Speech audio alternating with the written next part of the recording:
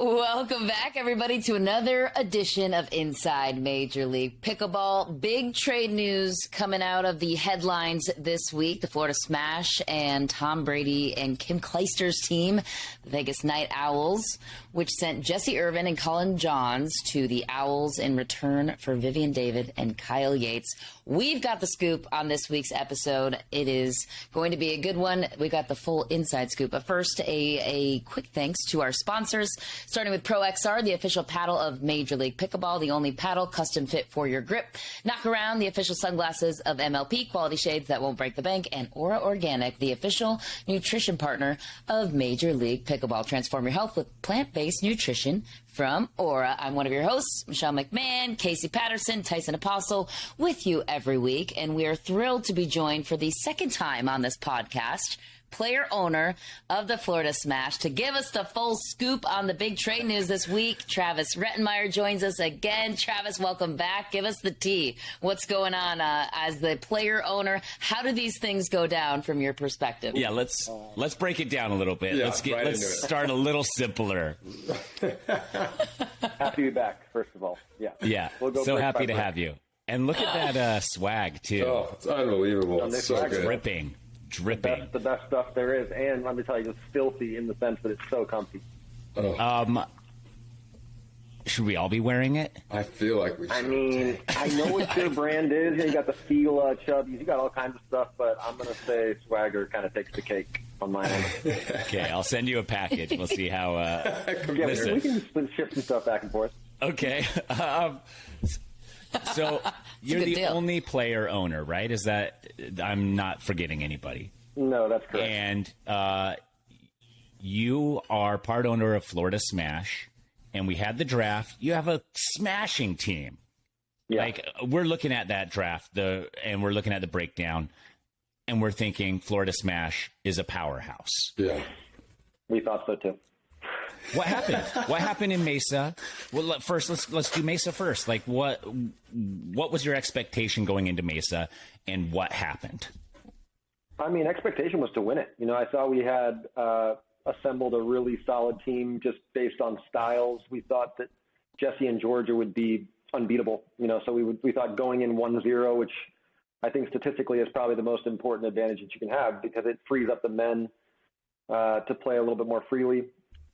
I knew that Colin and I might struggle a little bit, just kind of finding some cohesion, especially considering from a personality standpoint, he's rather muted and I'm a bit volatile.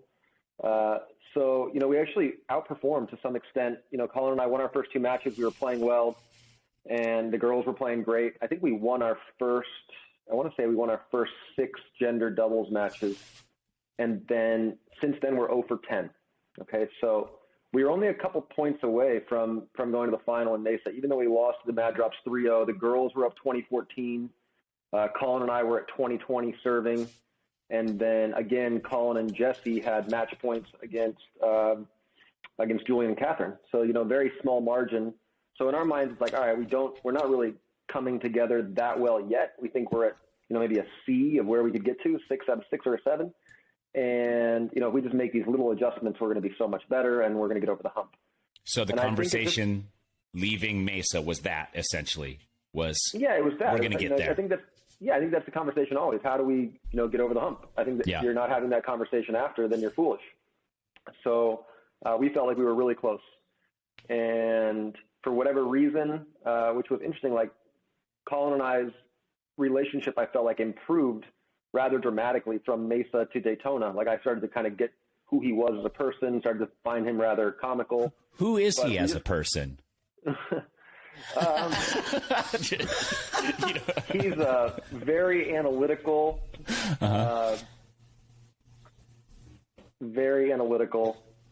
boy, man, whatever you want to classify him as, that takes his job very seriously and is really,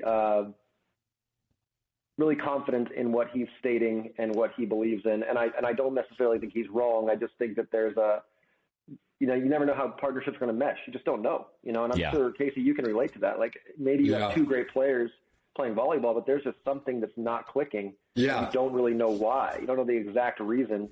And I felt like that for us. Like I watch our matches, I go back and I'm like, man, we suck. Like we just look bad. And that's how I feel with everybody I've ever been matched up with. Why aren't they meshing with me? It can't be me. Theories, but Yeah, sometimes it's like, I feel like sometimes when you have someone who's calm and analytical and he's like just super consistent, I get to like breakdance. I get to get out and like do my thing and be wild and crazy and take all the attention, and he just gets to be steady Eddie. Sometimes that works. And then other times you're like, man, I just need something from you to get me even more fired up, because I know there's more in the tank, but I feel like I'm having to like pull you with me in a sense when it comes to the energy. And it's like sometimes sacrificing maybe that. The energy, the camaraderie is a huge factor. And then I just think we just couldn't find who takes what ball, what we want to drive, what we want to drop. Are we going to maintain the speed up, or are we resetting? Like a lot of things that I was doing, he wasn't expecting. A lot of things he was doing, I wasn't expecting. And it just became this, we're guessing.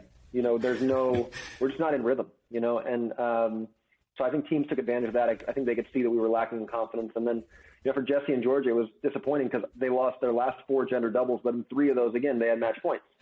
So it's such a small margin from being over the hump and then, seeming like you're really struggling. So for us, based on the fact that we kept losing these close matches, we thought our team camaraderie didn't look great. Georgia's a very fiery, instinctual player like myself, and we could either go 2 ways. We could either move towards that kind of cerebral, calmer demeanor and all 4 people be on the same page that way, or we're going to go a little bit more fiery and see if we can get 4 aggressive-natured players on the court. And we chose, that's what we ended up doing. Well, let's take a step back. So after Mesa, you're thinking we were on the cusp. We're fine. We just got to make small improvements. Right.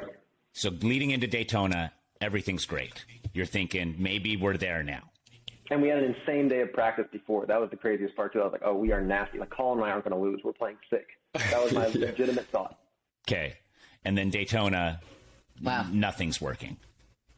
Yeah, I think expectation got a little bit of the best of us. I think if you watch the girls when they come out in the first match, 1, they're not communicating very well. And 2, Georgia was tight. There's no doubt she was tight. And that's normal. Everyone's tight, I think, on the first day, the first match. It's hard to be sharp out of the gates. I think that's very rare. But Georgia in particular looked questionable, hesitant, and couldn't seem to quite get out of that. Even in our mixed match where we had multiple opportunities against Jay and Simone, she was going for balls, kind of irrational shots that she generally doesn't go for. And to me, that's simply nerves. So we felt like, again, something wasn't happening. And I guess the reason I'm stating that is it looked like when she was struggling in doubles and then I was struggling in doubles, we didn't have this, like, let's say Colin come over to me like, hey, I got you. Or, Jesse come over to Georgia, I got you. And that's just their nature. They're very independent. They think in terms of, I got my side of the court, you got yours. And that's their style. And that's cool. That's no problem. But for Georgia in particular, I think it's really important that she has someone that looks her in the eye and has her back, that she feels comfortable because, 1, she's 16, but 2, she's a very high-risk player. And you have to kind of live and die by the sword. And if she's feeling hesitant at 19 and doesn't want to pull the trigger because she feels like it's a mistake or she's making the wrong decision, she's going to be bad. That's just how she has to play. Yeah. So, if you watch her play against Ben and then Riley in these mixed doubles matches where she's getting the better of them, she has no hesitation. She's turned her brain off. Every time I play with Georgia, she's just don't. And I'm similar. Like, the more I think, the worse I am. Yeah, I need that's to how I am one too. Bullet point. Yeah. Terrible. But that's in pro cycling, I just want to touch real quick. It's so much different than what you're explaining. Like, I line up to a bike race. I have an hour to warm up into the race before everything starts firing. And as I move to play pickleball, like, it's like the nerves can destroy you immediately. Well, especially MLP, right? It's so fast. If you're not reining that in. 20 minutes long. Exactly. You better be sharp early. And again, if you're not, you better find the solution with your buddy out there. And if you're not doing that, if there's not that rapport right away, and again, like, it had nothing to do with Colin. Like, I actually really enjoyed the guy. I thought he was funny. I started to laugh with him and at him, and all right, this guy's a cool guy. But we just couldn't get that, like, symbiotic nature on the court where we just knew what each other was thinking or, felt a sense of, hey, he messed up, no problem, I got him. It just never got there. So I think not through our, lack of effort, it just didn't get there. And I think the girls were the same way. So So what made then Kyle Yates and Vivian David the right choice? Obviously, you mentioned the aggression and a couple other things. I'm sure everything else had to fall into line. You had to find a trade partner. But what, in your mind, made them the right fit? I knew that Georgia's favorite partner was Vivian. And for me, like, George is the engine. If she is happy, smiling, playing well, then our team will thrive. And so when I saw that maybe the camaraderie between she and Jessie wasn't the best, I could see that she was struggling in the way that she was playing, and I wanted her to have a blast. I want her to have the most fun possible. So I thought from purely an enjoyment perspective, I thought it would be better for our team and for her in particular to play with someone she has a lot more comfort with, that she knows better. But then, second to that, I think they're nasty. Like, they've had great results. And if we're up 1-0 going in, then it really frees me up to kind of be bigger and be a little more creative and just kind of let it fly. And then I think Kyle is just more aggressive. I'm not a great dinker. I don't want to dink 8 balls in a row very often. If I have to, sure, but it's not what I'm looking to do. And so I think Kyle provides an option that if I speed the ball up and the ball heads over to him, that he's probably going to maintain that speed. We're not going to, have a reset and start over. So again, Colin he's so good at it. Like, he's so good at slowing the game down, and I want to speed it up. So it was just, that knowing that Kyle is fast, athletic, agile, and maybe will have some errors, but probably string together 6-7 great points at a time. I thought that we would have a chance to have a better rapport, some good points, maybe fist pump a little bit. And I thought that again, Georgia and Vivian are really the primary.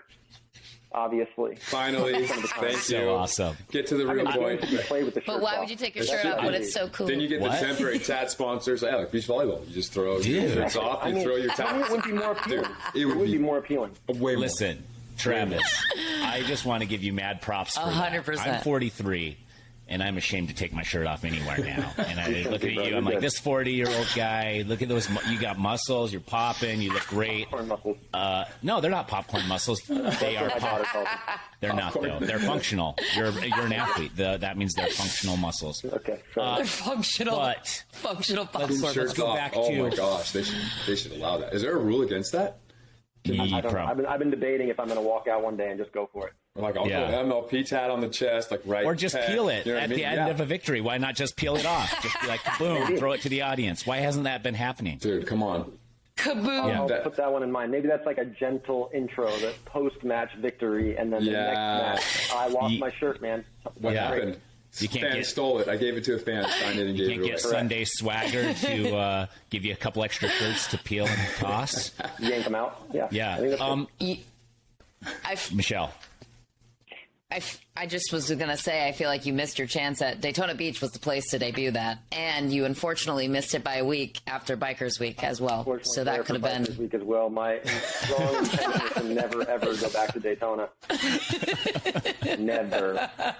I was going to invite you to go to Sturgis with me later this year. Is that a no then, Travis? I mean, I think that has a higher chance than Daytona. I mean, Daytona, no bueno. Not for me. So Travis, so Daytona does not go your way, and right. And what is the vibe on the team? Like, is everybody feeling like something's happening? Are you yourself saying? Are you articulating to the team? Like, do the players know? Like, how much? I'm looking at other leagues, like professional leagues, and I'm even looking at players that are like, I want to be traded. Trade me, please trade me. Or look, I'm not going to perform. So you may as well get rid of me, try and get me here. Like, are those conversations happening at this point in Major League Pickleball or not yet? Not really. I mean, I think maybe you kind of get a sense that somebody isn't happy on the team and wants to be traded or wants to try something different. But for the most part, I just think there was a general consensus that everyone was trying their absolute hardest to make it work, and it just wasn't working that well. Okay. So,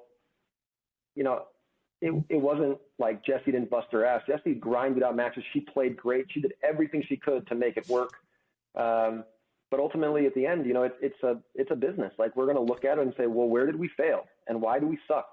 Okay, well, we went 0 for 10 in our last 10 gender doubles matches. Our dream breaker performances weren't very good. How do we improve those odds that we become a better team? So No, we didn't have those conversations. And when the trade was brought to us from the Owls, we honestly didn't even run it by Jesse and Colin, which was our original plan. We were going to kind of have a conversation with them. Do you think there's a solution here?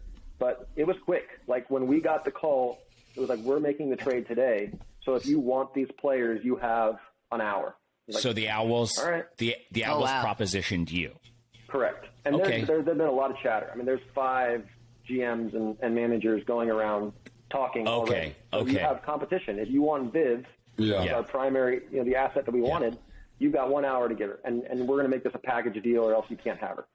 Okay, interesting. So I want to delve more into this right here, because this is what people aren't seeing. And this is what I think people want to know is like, how does that happen? So you got 5 GMs that are all wanting to make changes on their teams. Right. Is that essentially my understanding? And so you're all kind of like going back and forth individually or as a group or both? Like, is there... Well, I mean, like I have a personal relationship with a few of them. I know them. Okay. So every now and then you can just start with a text, like, you making any moves? As simple as that. Again, we didn't have the intention of doing that. Our intent was to kind of wait 48 hours. But, Caitlin and I talk pretty often, mostly on a friendly basis, but we obviously talk pickleball nonstop. And so that was an obvious one that she was going to make trades. We started speaking and she just said she's making moves and she's going to be really aggressive. It's like, okay, well, who are you moving? And it just started just like that. Again, with no intent. I knew that we were considering options, but it would have to be the right one that we felt like benefited our team. And Viv was our primary goal. We wanted her. So when that option came to the forefront and she brings it, and I literally say to her, like, hey, do you mind if I go to the other owners? And she's like, all right, hurry up. You got a couple hours because I'm making these trades today. Like, these players are being shopped today. Okay, damn. Okay. And then, okay, well, what do you think about, we just want to go 1 for 1 to start with. Like, maybe we can make the second. Nope, sorry. It's either a package deal or nothing. Okay. So now we have to put 2 on the chop block, and that's the way it is. And it happened really fast, So, I feel bad in the sense that we didn't really get to run to Colin and Jesse and say, what do you think? And to be frank, like, I put myself on the table too. I went to the other owners right away. I said, I think there's 2 ways to go here. You either go cerebral and slow, or you go instinctual and fast. And I'm happy if you guys want to trade me. That's fine. This is the nature of the beast. So you were going to get traded to another team, even though you're an owner of Florida Smash, and then sabotage that team so that Florida Smash. So smart. Wow, to the next level. Different levels. During the draft, I had to say very clearly, like, I, Travis Rettenmaier, will try my hardest if I am drafted by another team, verbally to all the owners and GMs to ensure that, it was on record. But man, I'd play my ass off. It wouldn't matter who I played for. Yeah, right. I don't doubt you at all. But is that a weird conflict of interest moving ahead? 100%. Like, and how do you navigate that? Boy, we're going to go deep here. That's a good question. Nobody anticipated that the league would grow as fast as it has in the last 10 months. Yeah. So there's obviously nothing contractually that states that I can't play for my team. As gambling becomes more and more prevalent, there's going to have to be some alteration of how I'm involved, whether that means I stop playing. Sell your ownership for exactly what you paid for it to me. Like a $10 million buyout, whatever. I'll take whatever. Yeah, right. Yeah, exactly. Let's talk, and those options are going to have to be presented to me, and I'm sure we'll all be reasonable, and I think we all have the best interest of the league at heart. I certainly do. But I also know that I'm in a unique position, and I want to play, so I don't exactly know. I don't know where it goes yet, but there's no doubt that conversation is going to have to be had very soon. I mean, I think I was going to say there's definitely ways around it that I think would appease people, like, transfer your ownership to your family or a trust or a separate entity than you personally. Yeah. Yep. But Michelle, go ahead. Well, I was just going to say, when you're making these decisions that quickly, who are you then consulting with? Are you making the final decision? Is it the rest of your ownership group? Like, who's the final decision maker? Was it like, you're like, this is what's best, I'm doing it? I mean, I seek the advice of all the owners that we have, Graham, Julio, Molly, and Andrew, and I kind of run things through them. But ultimately, I think that they trust the fact that I'm in the trenches with these guys, and I have a pretty good sense of what's going on. And, I'm fortunate they trust me. They trust my judgment. So at the end of the day, they're like, if you think and what's been really makes our team better, and we address the fact that the primary issue is we're starting down 0-1. We're not doing well in gender. Then, I just run it by them. And then once I get the green light, it's go. How has it been for you in the dynamic? We talked about it in our first podcast of like player owner, but how has the reception been now that you've played a couple, that you're player owner? Like what kind of feedback have you gotten from other people in the league? How do you feel like you've been performing for your team? I think up until this MLP, pretty good. I don't really know the dynamic between player owner. I honestly never, ever think about it. Never. Like, I'm just playing. But I could see from other people's dynamic or from other people's perspectives, like, maybe they feel like this guy can't be traded or he's untouchable or whatever. But I haven't gotten that notion yet from the other players, but I'm certain some of them feel that way. Performance-wise, I think up until this MLP had been great. Georgia and I are still the second best performing mixed team behind Colin and Marietta. And I think we're very formidable. I think we're solid. I think we blend well. And I honestly think the one match that we lost was a fluke. It was an anomaly. It won't happen very often. But, I don't know what it is. I'm not really sure why, but I can genuinely say like the worst pickleball I've ever played or felt the most uncomfortable was in the men's doubles in these, past two events, really. After the first two matches in Mesa and then from now, I just felt disoriented. Right. And it was more of like, obviously Colin's an incredible player, the best right side player on the planet. No one can ever deny that. It's facts. But I think there's really something to be said for how you mesh. And I just couldn't fit into the algorithm that he wanted, take as much space as he wanted, then take less space. Am I dropping, am I driving? I just didn't feel good. So was not happy with my performance one bit. And not necessarily because I felt like I played terrible, but just because I felt like I wasn't myself. It didn't feel easy. It didn't feel like I was playing. I felt like I was reacting and thinking and nonsense like that. So, I plan to have a much better outcome in the next one. Fortunately, Kyle lives 90 minutes from me, so I think we'll be able to get quite a few reps, try to play one event beforehand. And, we can't be worse. Colin and I are 0 for our last 6. Like, if we get 2 men's matches the way that we're playing mixed, then we're probably going to do pretty damn well. Like, if you had told me beforehand, Colin and Jesse are going to go 3-0 in mixed, and you guys are 3-0 in mixed, and you guys aren't going to make the group or out of the group, I'd be like, get out of here, man. Yeah. Like, that was our weakest point, we thought. So, hopefully we just have a better outcome. I like Callie a lot more. San Clemente's going to be nice, so I think the vibes will be better. There's something to be said, though, to have someone as a men's doubles partner that like is on the same page when it comes to you're creative, right? And you're fiery and you want to speed things up. To have someone who's like willing to just go to battle with you too. And then also, let's say you're a little bit over creative. Like there's someone there that's kind of fiery too, to take the attention off you and give you like a minor break. I know that for me, that's what it was like. It was like, I'm going to get after it. I'm going to go and do all these things. I'm going to set the tone. I'm going to come out just like talking to the crowd, being all over the place. And I might not go my way the first couple times. And I'm like, uh-oh. Now, if I get quiet and things start going wrong, that's what I would tell my partner, no matter what their chemistry was. They're like, look, you need to distract everyone and take some attention. Let me regroup, and then I'm going to come back worse. I mean, I'm going to come back just dominating, and let me be on that dance floor and just, like, create. Because if I'm not creating, I'm terrible. If I'm quiet, I'm terrible. Exactly, and that's the thing. It's like Colin is so analytical. I think it's no fault of his own. Like, he and his brother are incredible players. But there would be a lot of times where, for instance, like I might attack from a position that he feels is a poor attack. Don't attack from there. It's like, well, I'm going to attack from there. I'm going to do it. Yeah. Like you're going to have to accept. Like that's what I do.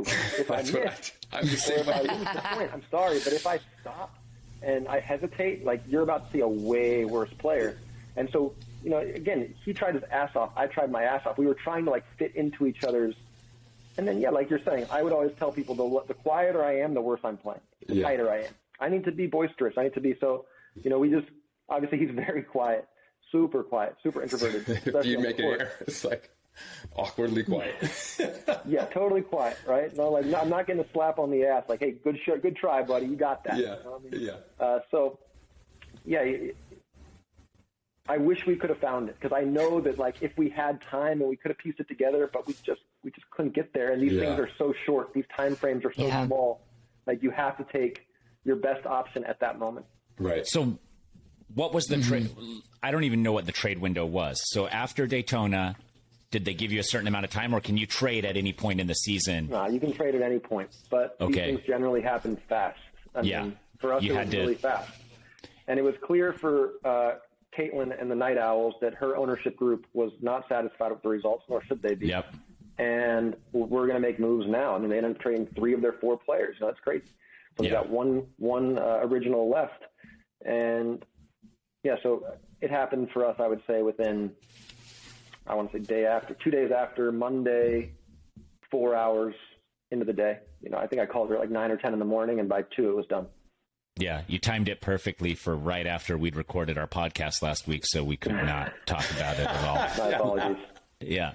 So how are these phone calls going with these players? Like, okay, I'm calling, you're calling me, I'm seeing Travis, or is it a text or an email? Like, what is... We texted, and I mean, credit to Colin, man, such a professional, like handled it with a lot of class and even made some jokes back and forth. He was aware that we just didn't get the results. And at the end of the day, this is results driven. And I think he's happier playing with Pickle, who's a really good friend of his. Mm-hmm. I think they'll be a formidable pairing. I think they've practiced a lot together, played a lot together. So I think that it was a trade that won for both. You never know how people are going to react. We've dropped and traded people in the past and had some feelings hurt. And of course, it's nothing personal. It genuinely is nothing personal. It's just we want the team to be as good as possible. There's nothing else to it. So if you were awful and I couldn't stand you as a person, but you went 7-0, like I'll shut my mouth and sit in the back and keep winning. No problem. Yeah. So at the end of the day, you got to win. Yeah. You got to win. So true. So for the most part, Jesse and Colin handled it great. Both were very professional on both sides. I think it's a better situation for them and hopefully a better situation for us. So, they get to play for Brady's team now. It's not so bad. Yeah. Let's look at that. Let's take a step back. Look at Las Vegas, Florida Smash now. Because of these trades, and we went over this a couple times with the Jill Braverman trade in the Challenger League. Is there a little bit now more competition, or are you, towards Las Vegas now? Like, now you have to at least be a better team than Las Vegas, or else the moves you made are wrong. Is there any of that, like, hovering? Do you think there's any of that for them, or is there any of that for the players? Like, I've gone over this before. The league is smart. They match them up the first match of the next MLP. They 100%. Put them in the group together. Because anytime we would break up partnerships, there was always like the blood match first round in like quarterfinals or whatever. You know what I mean? Like, oh, great, we're all playing our ex-partners. Yeah, they should do that. I think, of course there's some of that. Like, we want to be right. We want to make sure we made a good decision. Yeah, right. That sample size is pretty small.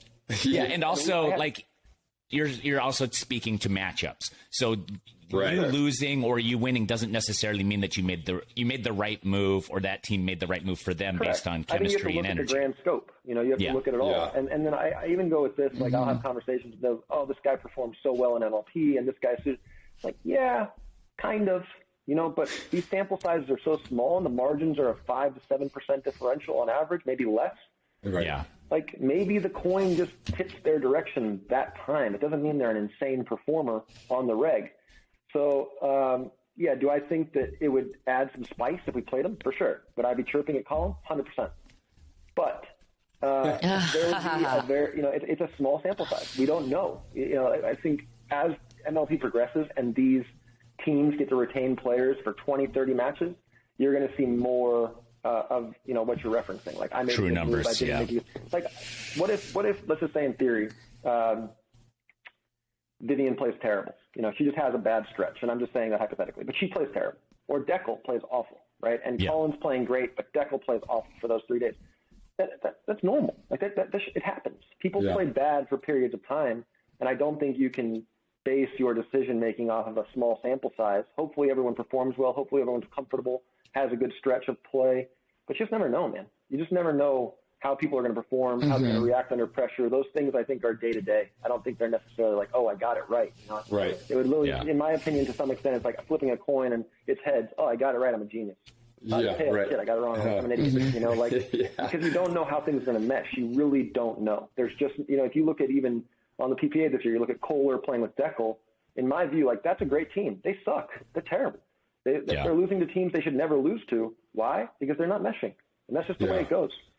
Yeah. Well, and just because for example, just because you lost to them after the trade doesn't mean that if you didn't make the trade, you would have won either. Correct. So again, it's and sample size doesn't, even if you had 1 million matches with these teams, there's still the day-to-day performance. A million matches, I think you can have a pretty good assessment then. Sure, but even still, it's like, yeah, there's still variables. Let's look at poker. Like, I can beat a pro poker player on a day, but if I'm going to play him every single day for the entire year, I'm going to lose $500,000 to him. Like, and it's the same with pickleball. Like, if you're on your day and things are going your way and your partner's also performing, you're going to do great. But if one of those things is missing for whatever reason, then things could go sour. That's where the chemistry is so important. That's where you're hoping that you and Kyle have that. I mean, that 1 or 2 points you need in some blood match that's just gnarly. Like, that chemistry is going to be what sets you apart. And that's right. Like, we need one moment where it's like he comes up big at 18, 19, and we look each other in the eye. It's like, got you. All right, we're good. Like, now we're straight. You speed up from that spot that Colin doesn't want, but then Kyle's like ready to poach, and you're like, that's what I needed. Like, I needed the creativeness with me. Yeah. Well, yeah, and I don't know what that moment will be. Like, it might be a defensive play, but the fact that maybe we, turn to each other in a moment of, brotherly bonding, that can change everything, because suddenly you have total faith in the guy you're playing with, and again, I don't think Colin or myself ever established that like real trust in what the other one was doing. There was always why are you doing, like, and not saying it aloud, but that doesn't seem right. Like, that's not the right play. Like, let me take the forehand middle. No, I want to drive it. No, you should dink it. Oh shit. Okay. And that just kept happening. Yeah. Over and over. That would be so hard for me. I'd be like, just let me do it. Okay. I need to fail so that I know it doesn't work, so then I can try something else. But it also sets me up for 2 plays down the road when I can do it, because now they think I'm not, like, dude, that's what I would be thinking. Like, it's just constant creativeness. It was just too much thinking altogether, man. Just too much. And again, like, in this format, like, Caitlin laughs at me because I'm like, oh, they had 3 out of the 4 matches they had match points. Because somebody tells me they had match points again, like, I don't care. At the end of the day, everybody has match points. Yeah. All these matches are 21-18, 21-19, 22-22. If you're not comfortable at that moment, which I think is the primary factor, which we undervalue, you have to be comfortable at 20-20 with your partner, have faith in what they're doing, feel confident. That is the most important aspect of MLP, in my opinion. That stacks the odds in your favor. If at 20-20 you feel like my partner's got me, we're good, we're straight. Even if I miss this ball, they're going to pat me on the butt or whatever and say, hey, great job, go for it again. Because every match is being determined by this margin. It's like this big. And you got to come through in those moments. That's what this is all about right now. Yeah. Mm-hmm. Now that we've hashed out the trade, I want to, and feel free to revisit the trade after this, but I want to get your perspective on one thing before I forget. Pickleball Slam, 4 tennis legends squaring off in the sport of pickleball. You are a tennis player transformed into pickleball. What's your perspective on the coexistence of these two sports, or just, I guess, wherever you want to take it? What is your overall? Yeah, they look old and slow. That was a very improper journalistic question for you, but I guess somebody else asked the question. I want your perspective on the slam. Well, the slam was great. I thought the 4 did a great job, and the most encouraging thing for me was it looked like everyone had a blast. And there was kind of some chatter from Andy and John before, minimizing the sport, making it seem this and that, and that's fine. I totally get that. When you've been in a sport that is so physical and you've been so good at it for a long time. But to me, it's pretty simple, and I think they all touched on it after. Like, how much good is the sport doing for so many people? At the end of the day, that's the priority, right? So many people are healthier, getting cardiovascular exercise, making friends, out in the sun, having a social life based on pickleball. So I think watching it, I could sense the enjoyment they were all having. You could see how much fun it was, and I've watched them all do a lot of tennis exhibitions. They never had that much fun. They never were that competitive. Like, this, for whatever reason, so drew true. Out of them. Like, they had some don't. Even Mike Chang in particular, like, he was fired up. So, I think they did great. You could see Andy played quite a bit because Andy has this little forehand roller dink. He's rolling the majority of the volleys. They did a great job based on what it was. It certainly wasn't Pickled. Nothing against Pickled on CBS or whatever that was, but that was a nightmare to watch. Right. Like, literally, I I do a lot of work for CBS. I've been on Survivor, and somebody from CBS was actually like, "You dodged a bullet there, Tyson." And I was like, "Yeah, thank you." Yeah. Don't get involved in that one unless they change the whole format. I don't think it's happening again, but I don't know. Yeah. So, yeah, I turned it on, and I also saw like the comparisons with McEnroe saying like pickleball he's sharing so much about pickleball, he wants to puke or whatever.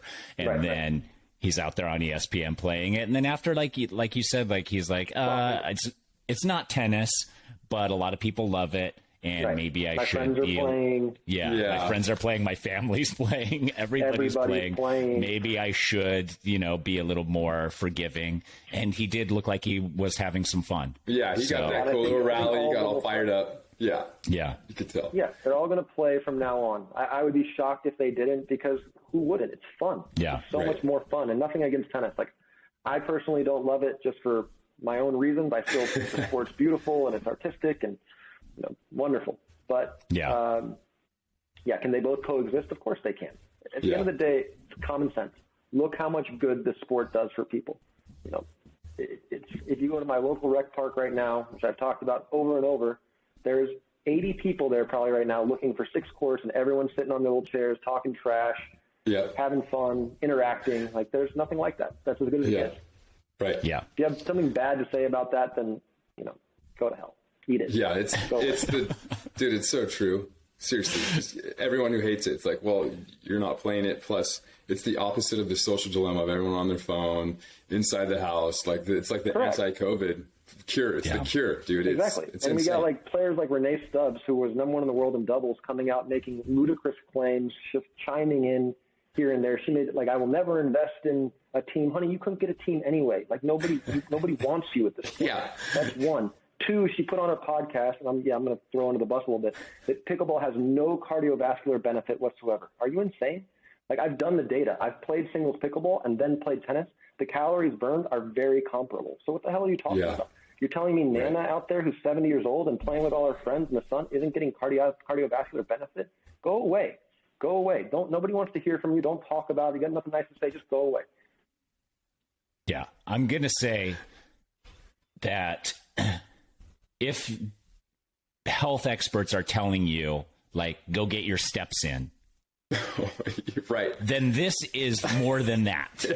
This is more than getting your steps in. If doctors are saying, listen, if all you can do is go walk your 8,000 steps a day or something, you're doing great. You're in the top percentile of physical activity.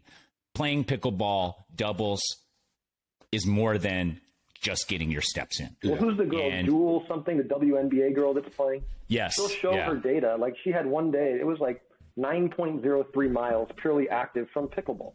Come on, man. That's a great day. Yeah. That's huge. She's using it as a cross training, a WNBA star. Come on, man. Yeah. She was out here in Mesa this weekend. And that's the other thing. Like, I am 43. I come from professional endurance sports. So I know, like, the cardio side of stuff. And now I primarily play pickleball for my activity, and I feel better than I have in the last 5.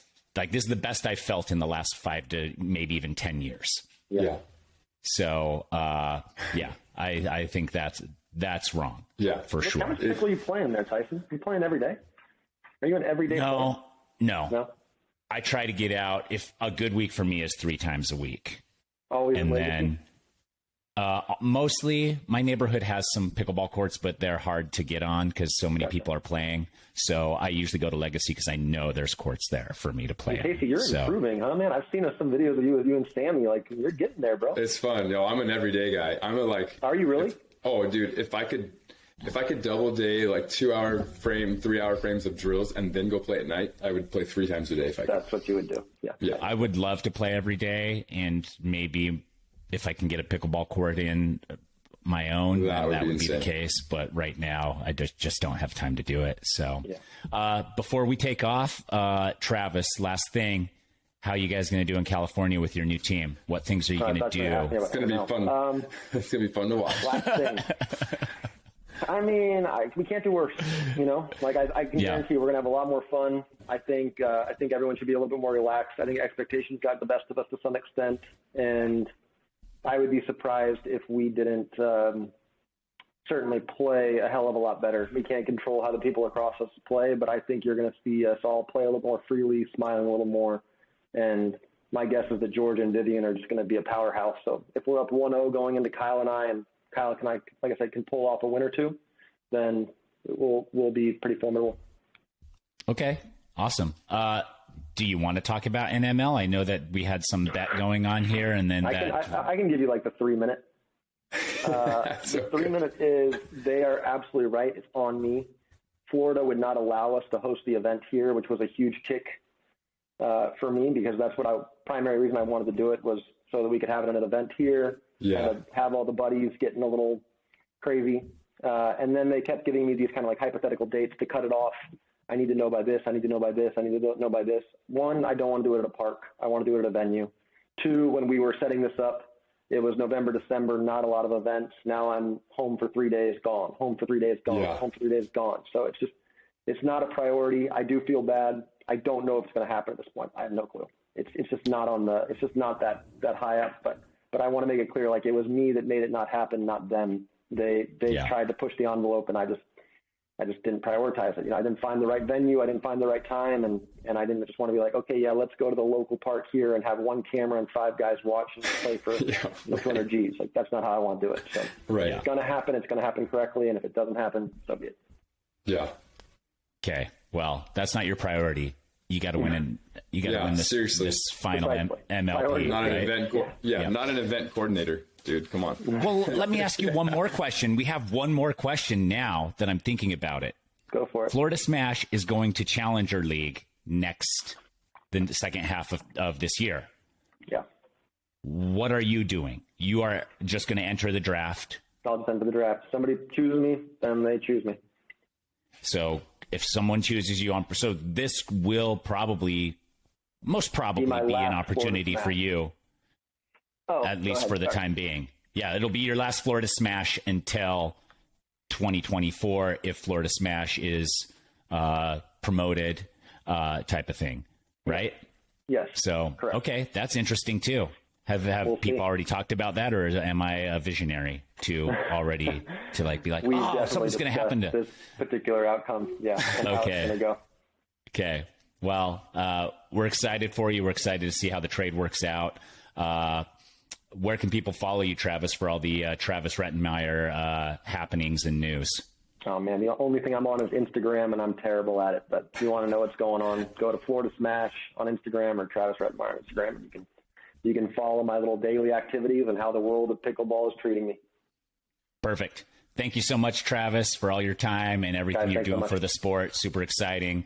Thank you all for listening. Go ahead and follow Major League Pickleball on all social media networks. You can also go to majorleaguepickleball.net to catch up on past events and see where the next events will be and any news happening there. Until next week, see ya.